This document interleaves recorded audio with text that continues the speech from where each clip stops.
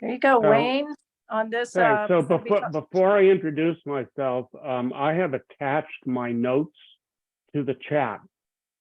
So if you go into your chat and click on the notes, it should open up in your computer and you can refer to it. There's a lot of detaily stuff here, and I'd rather people can just be in conversation as opposed to having to be taking notes all the time. So it should be there. I don't think they are. There yet. Well, maybe I need to. Oh, this is what I have to do. Okay, now it should be there. Yep. Okay, and if there are 10 of you, and 10 is all I can do at once. So if anybody else comes in, Mary Ann, if you can just send them a copy of it, that would be helpful to me. Okay. So I'm Wayne, and I'm a United Church of Christ minister, and I was certified fellow through the American Association of Pastoral Counselors, an organization that is now merged with ACPE. So I'm a part of the psychotherapy wing of that association, and I am an authorized trainer for the spiritually integrated psychotherapy training. It's a 30-hour training for psychotherapists, occasionally chaplains who are in certain kinds of settings will sign up and find it useful. And if anybody's interested, you can send me an email or something like that, and we can talk more about that. But let's see what else. I also teach pastoral care courses through the New York Conference of United Church of Christ. And I'm retired from my clinical practice. So I teach ministers how to integrate psychology into their work, and I teach psychotherapists how to integrate spirituality into theirs. And it's a great couple of gigs for a retired person. So I'm having a lot of fun with it. So what I really appreciate you all introducing yourselves, and it sounds like almost everybody is in a chaplaincy setting, and so that helps me kind of focus a little bit.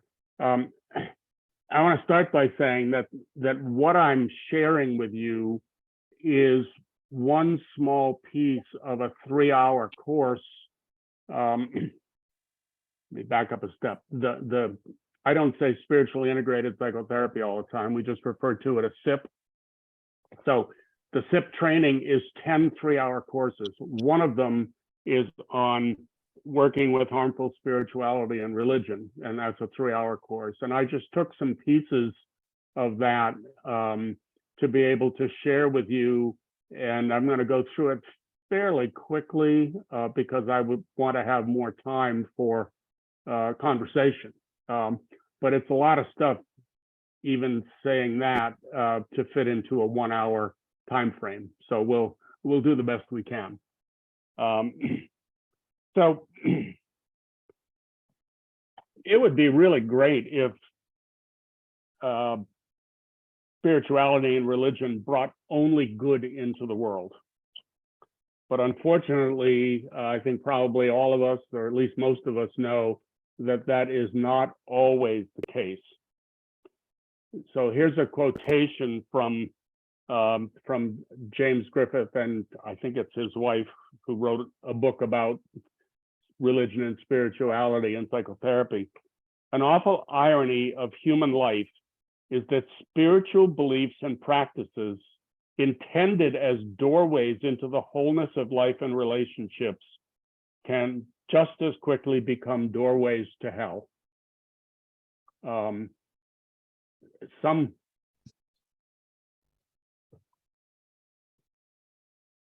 Oh, you're talking to Sandra. Okay. Do you want to do that right now before I go on? If she wants, or she can put it in the chat, either one. I just said in chat to welcome Sandra because we didn't hear from you. Do you want to just say where you're working, Sandra, and your role there? Good morning. My name is Sandra Bowens, and I'm affiliated with Renewal of Life Church of God in Christ in Palmyra, New York, and I am a care team ministry leader. Where we Wonderful. support those that are going through any kind of issues, health, mental, whatever it is. Yeah. That's what we do. Thank you. Well, that's great. I'm glad you joined us.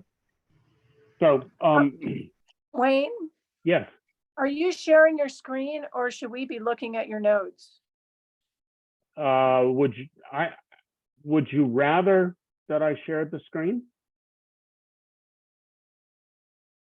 I'm just reading off my notes, but it's the same stuff that I've sent you. Okay, But, go ahead then. yeah. Carry on. Oh, okay.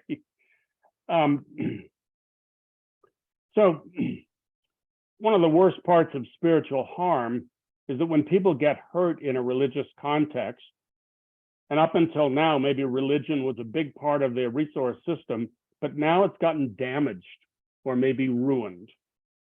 And the place they go, the people they talk to, the beliefs and practices they've trusted, maybe they don't have those now. So it's a bit of a double whammy. And you may be the person who they feel safest talking with. So it's important that chaplains and psychotherapists and other caregivers have awareness about the dynamics of religious harm and ideas about how to support people when this has happened or is happening to them. So in the context of this 1 hour, we'll not have much time to talk about the practical ways of supporting people. This is more an introduction to the idea, but even having some understanding of these things will help you figure out your stance, the quality of your presence with the people who you are with. So the territory basically says that there are a whole variety of ways that we can frame what's happening to people. So we can talk about spiritual injury or spiritual harm or spiritual abuse or spiritual trauma. And the same thing in religious terms, injury, harm, abuse, and trauma. These four convey different levels of intensity. And we have to be clear that not all harm rises to the level of abuse or trauma, but it all has an effect. So what we're considering here, and this is really an important point, what we're considering here is not the truthfulness of somebody's spiritual beliefs. What we're considering is the impact. What is the way people believe, how does the way people believe affect their overall well-being? Does it support them in what they're going through, or does it make it more difficult? And when people have been wounded spiritually or religiously, then it actually can be an additional problem for them when they're facing the challenges of life. So I'm going to just read a few definitions just to kind of frame this a little more. Mental, physical, sexual, and or emotional abuse that occurs within a religious context or setting with results that can be traumatizing to the individual. That's one way to look at the subject we're talking about here. Coercion and control of one individual by another in a spiritual context. Mistreatment of a person who is in need of help, support, or greater spiritual empowerment with the result of weakening, undermining, or decreasing that person's spiritual empowerment. And the misuse of power in a spiritual context whereby spiritual authority is distorted to the detriment of those under its leadership. So that stuff that I've just given you just kind of sets the frame of what we're talking about here. And as I said a few minutes ago, not all spiritual or religious harm rises to the level of abuse. And when there's abuse involved, usually people end up being referred to psychotherapy for deeper help around the effects of that abuse. But even in much less intense situations, there are still less dramatic but just as important consequences. And I'm going to run through a few of these. You probably have recognized them all. One is lack of faith. And what that really means is that people have had faith, but somehow in the context of the religious or spiritual abuse, that faith has been ruined. The way they were grounding their faith in the past is no longer really available to them, and they may not have a new way of putting it together. And that can happen not only with abuse, it also happens often in hospital situations where what people find themselves facing in a physical or medical way is kind of beyond their capacity to deal with it. And so they feel like the things that they believe their whole life isn't really helping them right now. And they need to find something a little more. Their sense of seeing what's happening to them as a consequence of their sin is really magnified. I mean, it happens to everybody to some degree, sometimes a very minimal degree. But when there's been spiritual harm, it really turns up the volume on that a lot. When people are wounded this way, their sense of guilt tends to be turned up. And they may also get caught in a sense of shame. And if you haven't heard the distinction before, guilt is about, I did something bad and I can atone for it. Shame is, there's something fundamentally wrong with who I am, and I have no idea what to do with that. For some people, their wounding has convinced them that they don't need help, that if only they do their religious or spiritual thing a little harder or a little more seriously, that somehow that will take care of everything. Some people end up being pressed into spiritual immaturity. In some unhealthy groups, the natural process of a belief system maturing gets called betrayal of God. And that adds a whole new crisis. Sometimes people are encouraged to overdo because there's never enough that they can do to sort of satisfy the divine powers or the human powers that are in charge in their group. There can be unhealthy disagreement or conflict, and often that leaves people seeing the issue of power over them in sort of an either or way. They either have power, some power, or they have no power. And when people are in the hospital facing very difficult physical things, people can feel very, very powerless. And again, the harm that they may have suffered in the past actually turns up that sense of helplessness. Disagreement can be stifled in the name of unity. So people are often taught that there's no such thing as a legitimate individual belief. It all has to be in keeping with what the group has determined,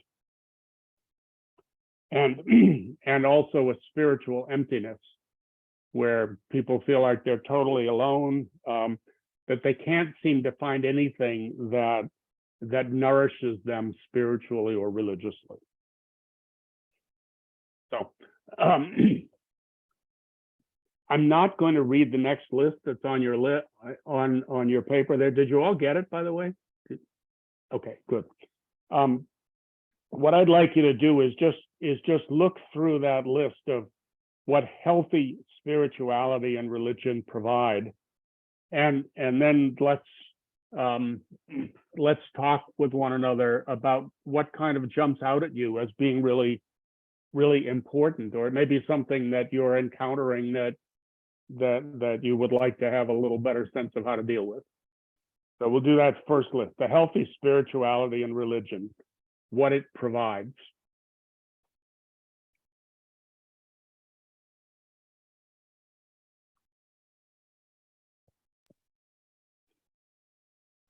What's your question, Wayne?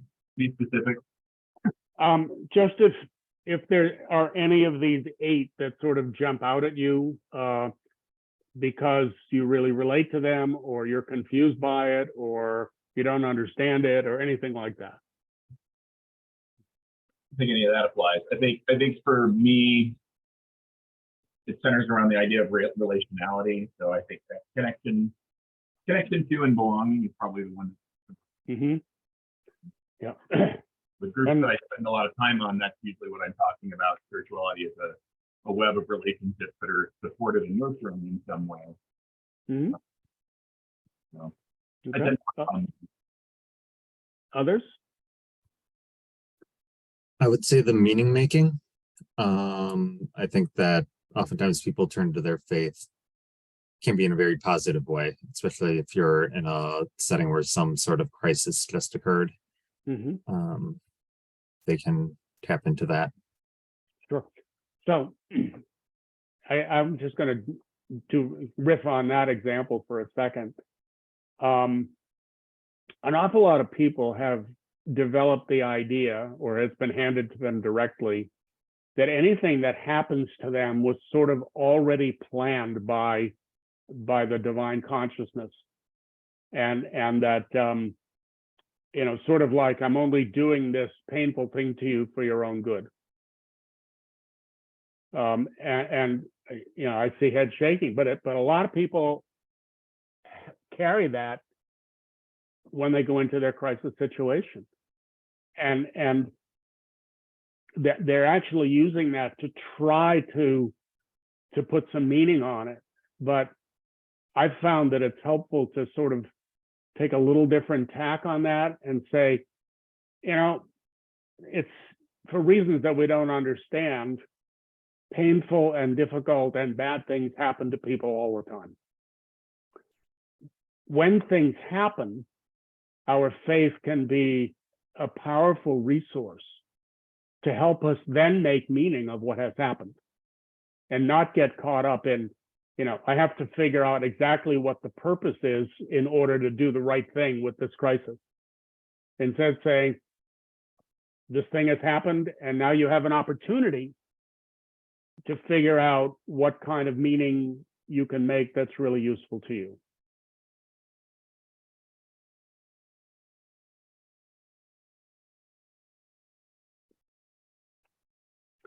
So any others from this list, or you can either respond to what I just said, or pick another one on the list that kind of jumps out at you that you want to talk about a little bit.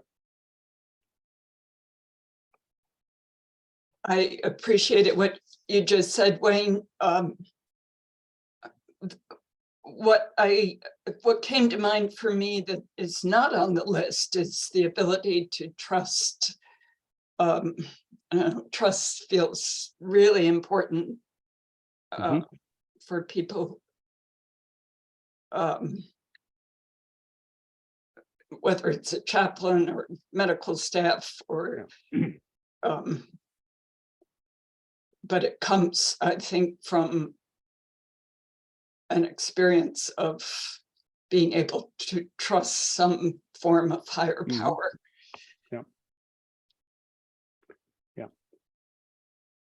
How many of you in your chaplaincy roles have mostly very short contact with people? For you may see them once or twice while they're there, and then they're gone, and you never see them again.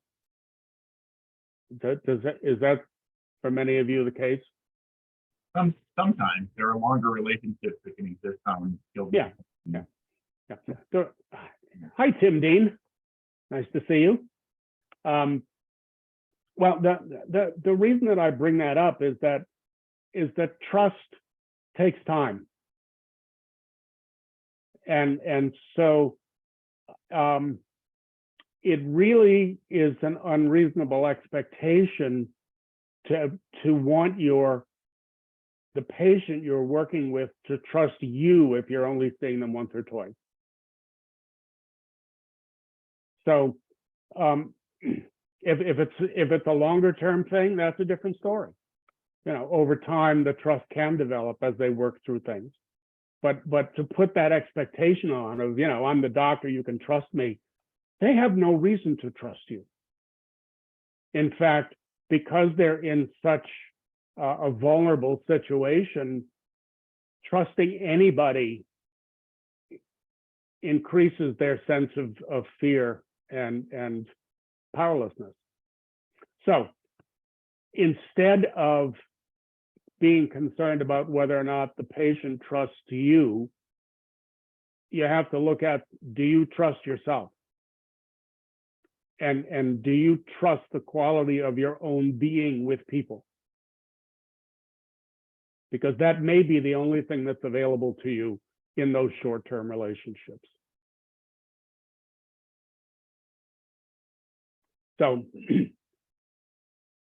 Debbie, you were the one who raised that question. How does that land with you, what I just said? I definitely resonate with that. I do think that even in that initial contact, if the person has come from a healthy spiritual background, they're more likely to open the door just enough to begin that conversation. But I agree totally with what you just said. So I'm going to put different words on it and say, for some people, they're a little more able to take a risk with you. Yeah. Right. And taking a risk with you isn't quite the same as trusting you. Okay. I just want us to be, sometimes we have that idea that the people we serve are supposed to automatically trust us because this is who I am, and I've had all this training, and my, you know, my belief system is all there, and that sort of thing. And it just puts an additional burden on them to do that. So anyway, others of this list that you want to talk about?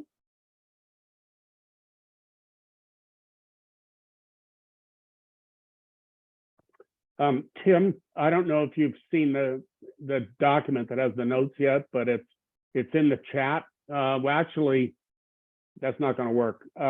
Marianne, is it possible for you to send a copy of that to Tim? Because I could only do 10 at a time. So anybody who's come in after that wouldn't have this list. So Yeah, I can do that. okay, thanks. And I think, is there anybody else who didn't get the list besides Tim? Yes, I didn't. Okay, Sandra. Yes. What about Phyllis? I think Phyllis came in later too. So if no, you I could didn't send get those, one. I didn't get one. Thank you. okay, so Marianne's going to email you these notes so you have them available. Okay. Okay, thank you, Marianne. I appreciate that. Thank you. So if you're ready, we're going to jump to the second list, and the second list is what the consequences are of an unhealthy spirituality and religion. And again, there are 8 of them, and these are not exhaustive lists. There could be others in here too. So, but I wonder if there's any here that that kind of jump out at you that you want to talk about.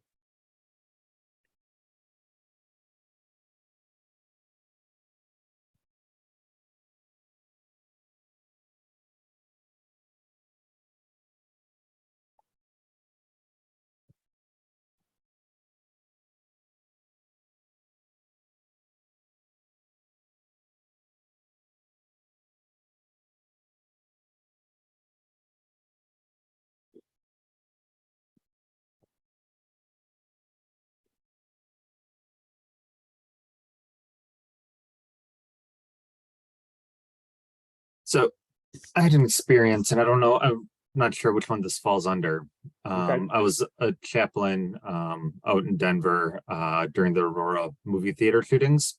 Uh-huh. And so I was working with, this is like the day after, and someone's pastor had come up, and we were escorting people directly to people's rooms. And so I was in the elevator with their pastor, and I was like, "Oh, how are you doing today?" And he was just like, "I'm great. It's a wonderful day. God blessed us. We're wonderful." And just like, there are 22 people dead. Your, congregant is here in the hospital because he got shot.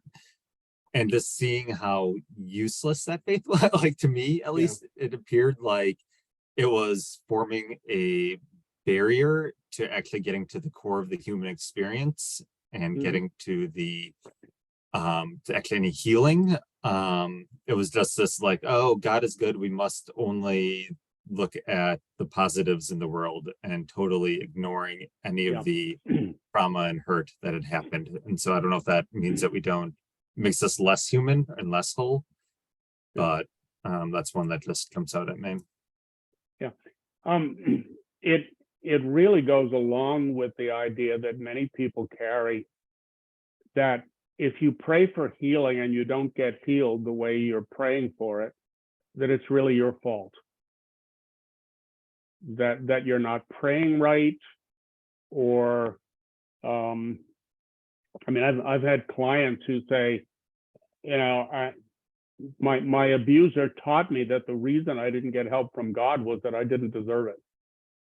That I was such a bad person that God would never help me. Or other people are taught that not to have that sunny, positive attitude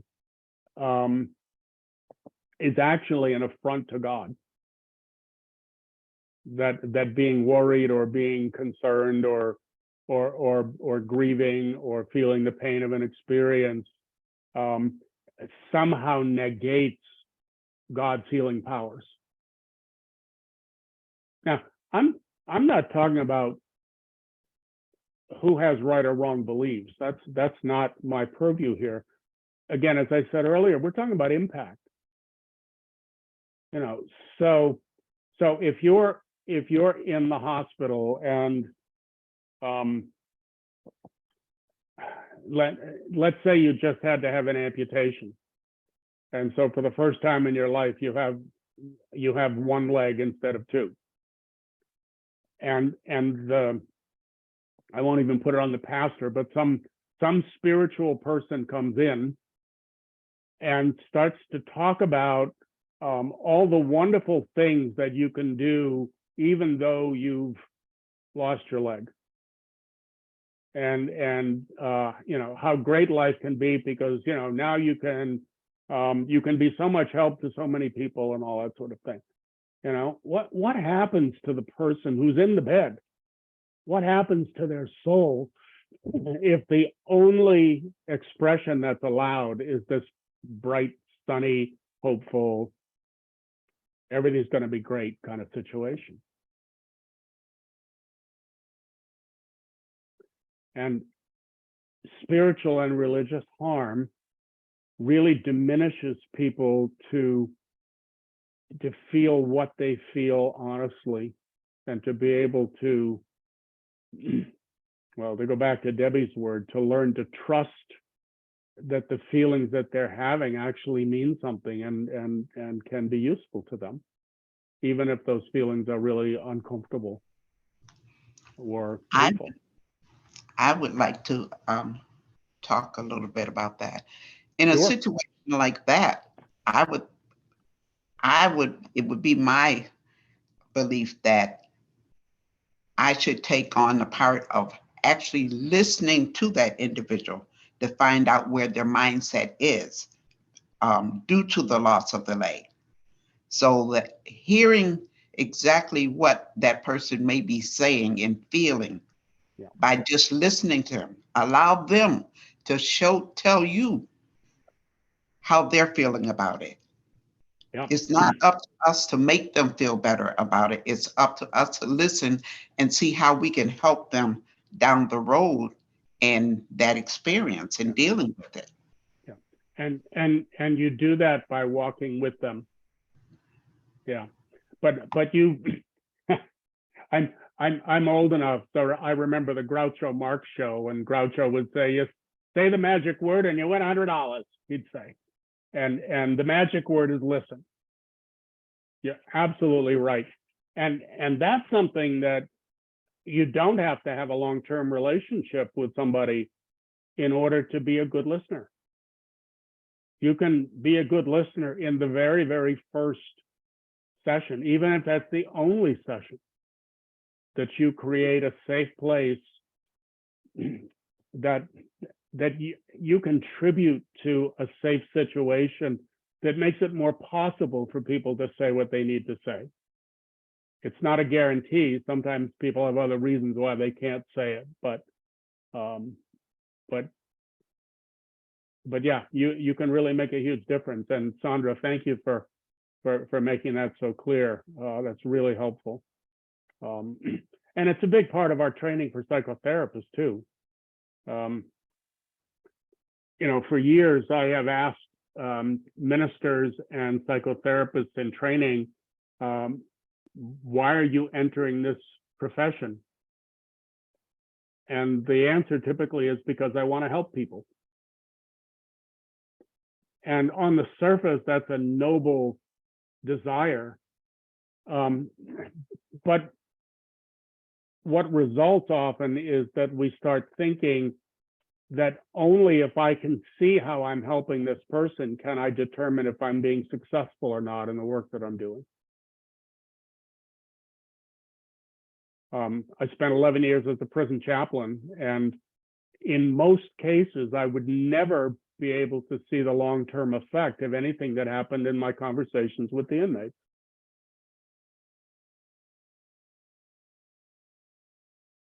So if I wanted to measure my success based on the impact that I could see I was having on this other person, I was going to be really depressed all the time. So instead, it had to be things like, regardless of what the person actually says or reveals to me, have I established myself as somebody who is really interested in listening to what they have to say without judgment? So that we really have control over. The impact we have on other people based on our good work, there are too many other factors. So we have to just watch out for that. Having a desire to be helpful is a good thing, but needing to be able to see the results of our helpfulness is where we can get caught. And sometimes that happens in very unhealthy religious and spiritual settings too, that everything is about the result. So you pray for healing, and you better be able to identify how the healing has happened and point to other people and say, this is what happened, and this is how I prayed, and this was the result that I had. When often that's not available, or maybe it's just not available yet. These things take time. So I had a go ahead. number 8 on the list, and I guess I would have to read the reference. Yeah. I question that, because somebody's religion is unhealthy, or does that necessarily make them not moral? Well, it's none of these are necessarily. Okay. These are examples of things that can happen to people when they're in a situation of unhealthy spirituality and religion.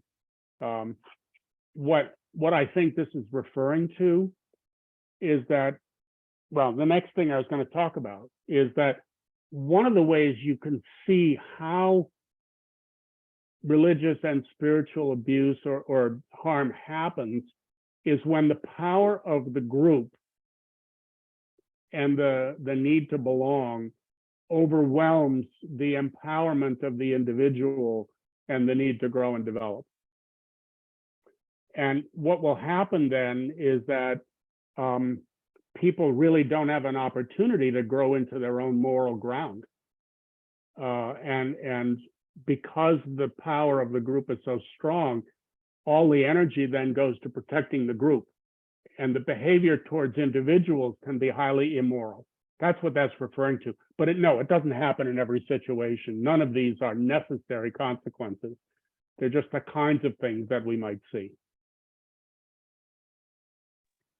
I mean, I hadn't thought a lot about how important this group aspect is, that you could be on the outs if you're honest.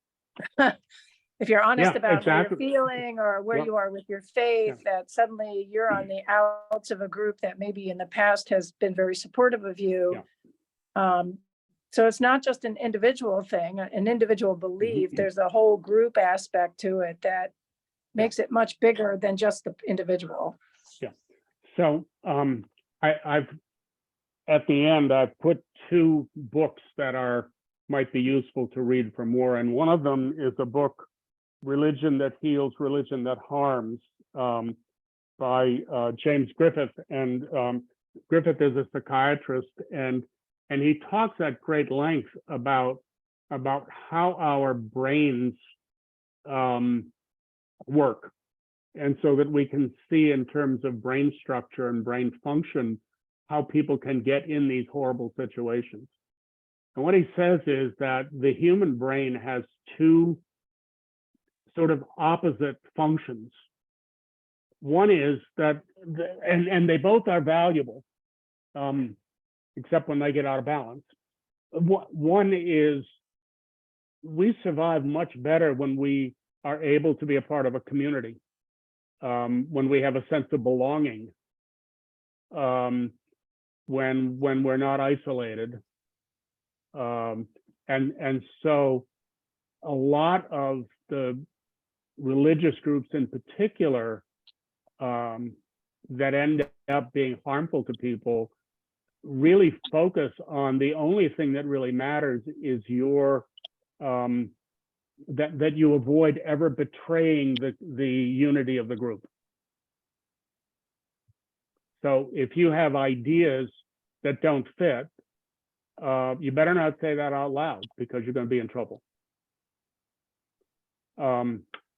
If you think that there's something going on in terms of your own personal growth and development that doesn't fit with what the group says its identity is, then you are going to be hurt for that.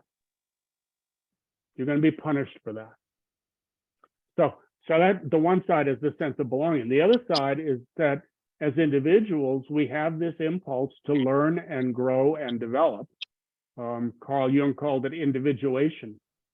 That we become a self who is then capable of relating to others out of that mature place.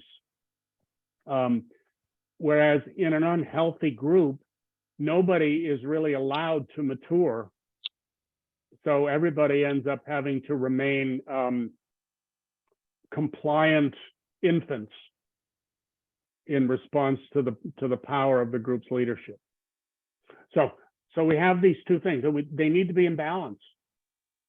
If you get too much in the individual, then at the extreme is kind of like a sociopath or psychopath who has no ability to be in relationship with others and can play the game of belonging, but there's no real energy in any of those relationships. So that's the other extreme. Or the group can be so strong that nobody is allowed to be an individual. If there's a balance somewhere in the middle, and it's not a perfect balance, it's more like being a tightrope walker. The exact balance point never happens. It's always an adjustment back and forth. And that's how it is in the balance between the power of belonging and the power of individuation, that there's always a kind of fluctuation back and forth as we go through our process of learning and growing. So those books are there. If you're really interested in the religion that heals, religion that harms, the Griffiths book is just really wonderful. If you're looking for something that supports your working with spiritual and religious issues, I think Russell Jones' book, Spirit in Session, is an absolute home run. It's one of the, well, let me say this, Russell was one of the primary authors of the SIP program.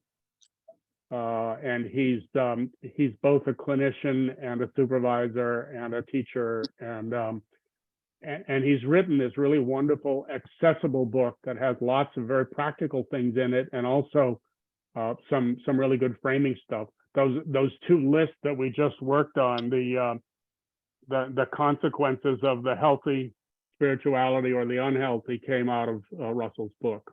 So, and yeah, and Russell is really good friends with Bill, who works with Mary Ann, and with Bill's wife Debbie, who's a pastor in Ithaca. So he's Russell's one of us. He belongs to us, and he's a great guy. Anyway, I really wanted to zip through the prepared stuff. We still have about 10 minutes left, and to just talk about whatever it is that kind of comes up with you around these topics. What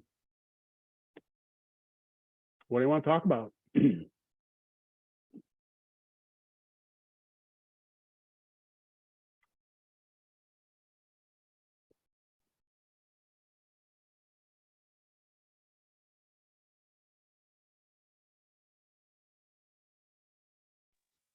My question is, how are you working with chaplains to integrate this into their practice? Well,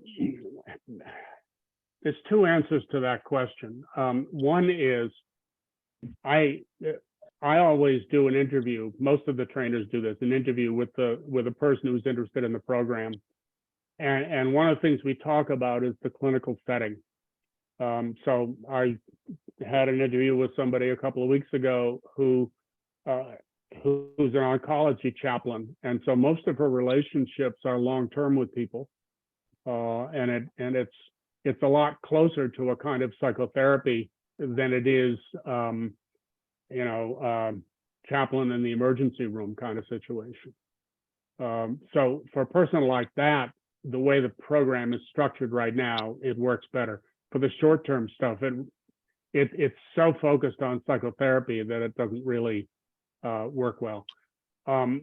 There is talk, and I don't know, there may be a group already working on this, and I'm not sure about that, but there is a group that wants to take the SIP material and work with it so that it really is more focused on chaplaincy.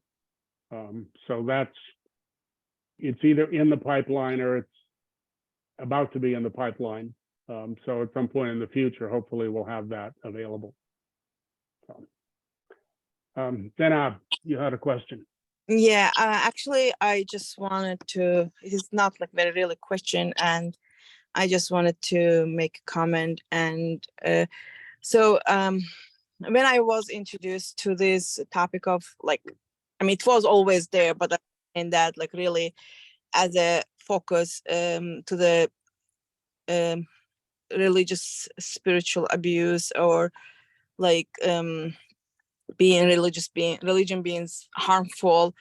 And first with Hurma project that Dr. Mattson started, and it is about the inviolability of the person and how we can respect the person. And so that is, and always it was they had stuff, and they always talked about I'm sorry, that page it goes off. Yeah, the spiritual abuse, and it was always focused on the how the spiritual authorities use their role as a spiritual guide and misusing it actually.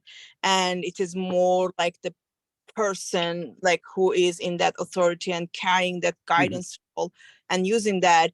And now you are talking about the language of the religion and also the approach of the religious and perspective on religion, how it can be harmful. That was really interesting for me to do comparison in those two. And really sometimes they do work together and sometimes they do not work together. Actually, they just separate things. And but it is very interesting. Thank you very much. Oh, you're very welcome. And yeah, that's really a good point. And in the beginning, I talked about the various levels of intensity. Sometimes people who, an awful lot of people pick up I'll use the word theology, even though it's too narrow a word from what I'm saying, but a lot of people pick up their theology like by the time they're 10 years old. And then they don't really think about it all that much in terms of, other than, well, this is what I was taught, so I guess this is what it is, until later in life when they start to face these crises. And then when they face the crisis, they find out that what they believe is really not adequate to help them face whatever the crisis is. And it's not because the faith statement was bad. It's that it was left at the understanding of a 10-year-old, and there hadn't been encouragement for it to grow and mature and broaden and that sort of thing. So, and what, by the way, from the Judeo-Christian tradition, the story of Job is one that I use quite often because, Job knew all the rules and he knew how to make things happen and he knew how to protect his kids, and then it all fell apart.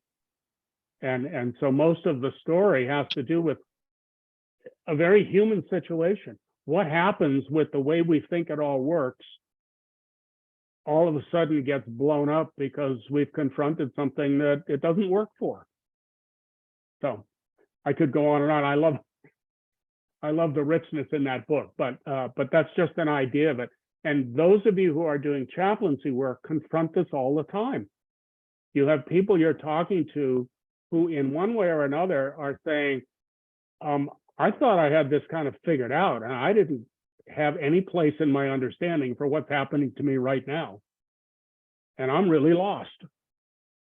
So those are the times when we can use this material to work on the quality of our stance, the quality of our ability to listen, as Sandra said a while ago, our quality of being able to be quiet with people, to hear what they have to say without having to make some sort of brilliant response. Sometimes the deep breath is enough to say, wow, there's a lot there, and no, I have no brilliance, but as long as we're in contact with each other, I'm going to walk with you. And that's incredibly powerful. So other issues that came up in our last 2 minutes.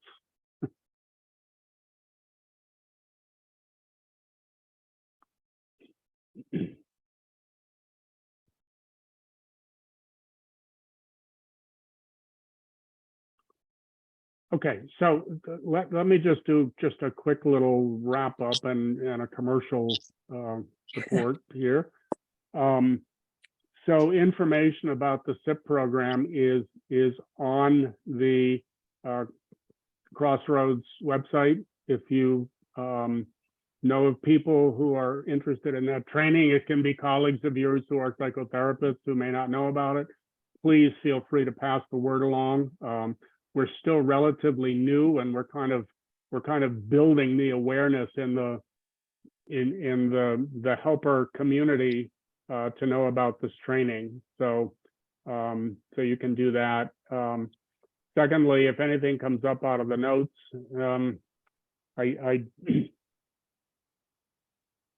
well, if you look at the flyer for the SIP program, there's an email address on that you can use to contact me if you want to do that, if you have questions about any of this stuff.